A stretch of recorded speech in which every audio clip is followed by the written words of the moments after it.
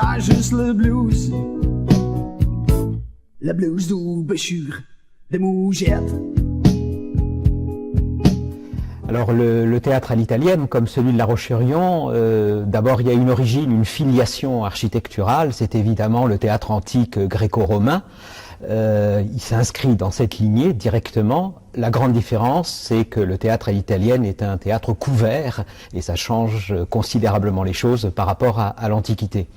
Ce type de construction est né effectivement en Italie, des princes italiens riches qui voulaient dans des salles privées faire des représentations d'un certain nombre de spectacles. Et on pense que c'est sans doute un théâtre à Venise, le théâtre San Cassiano en 1637, qui a donné le modèle des ce qu'on appelle aujourd'hui les théâtres à l'italienne. Plus précisément, donc le théâtre à l'italienne, ce qui caractérise, c'est un rapport scène-salle très proche.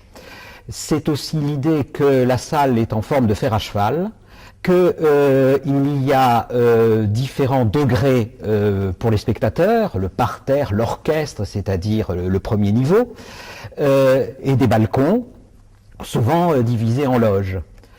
Et cette disposition du théâtre à l'italienne est fondamentale parce que c'était autant pour les gens pour voir le spectacle que pour être vu.